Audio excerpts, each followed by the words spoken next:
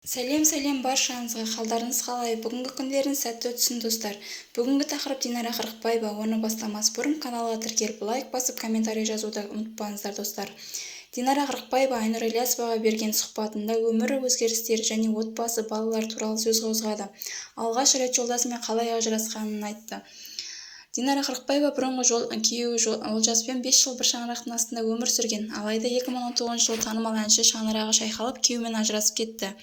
Динараның айтуынша, жолдасымен ажырасқан сәтте кіші қызы небәрі 40 күндік болған. Ажырасамыз деп шешім қабылдаған кезде аяқ туғаныма бар болған 40 күн еді.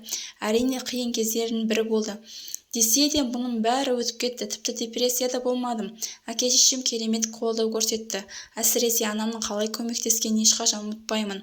3 балама қарап бетімді жастыққа басып жылап алатынмын. Бірақ 3 бала мен үшін керемет мотивация болды. Оларға қарап отырып мықты болмау мүмкін емес еді. Бұрынғы күйеуім 5 жыл тұрдым. Осы аралықта біз үнемі бірге емес, бөлек кететін жолды таңдайтын едік. Әрбір жүктілік кезінде қиын өткіздік. Бір ұққаным, ешкімді қайта тәрбиелеу мүмкін емес еді. Адамды қалай бар солай қабылдау қажет. Мен оған еш өпкем жоқ, еш ренішім жоқ. Алтындай балаларым үшін рахмет. Бәрі артта қалды. Десе де осы уақытқа дейін балаларым бірде-бір іздеп келген жоқ. Міне кіші қызым 3-ке толды. Біз ая туылған кезде ажырастық. Осы аралықта өз балаларым мүлдем іздеп келмегеніне ренжіді Динара Қырықбаева.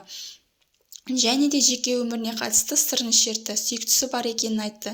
Өнер иесі ұнататын адам бар екенін растағанмен онымен бірге бола алмайтынын жеткізді. Динара Қырықбаева әлеуметтік желіде бұған дейін кездесіп жүрген адам бар екенін жазып жүрді. Алайда әнші өздерін жұп екенін атаған жоқ. Бұл жолы өнер иесі жеке өміріне қатысты бар шындықты айтты. 3 баланың анасы бүгінде ұнататын жан бар екенін айтқанымен онымен қарым-қатынас құра алмайтынын жеткізді.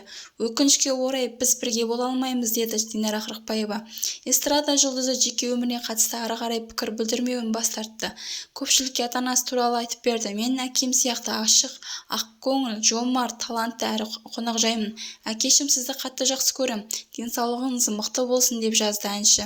Және сұлулығым, ақылдығым, қонақжайлығым анама тартқан. Мен анамды керемет әйел. Талғамы мінсіз. Не істесеңіз де бәрі жоғары деңгейде болады. Сізді жақсы көрем, деп жазды Динара Қырықбаева Instagram парақшасында.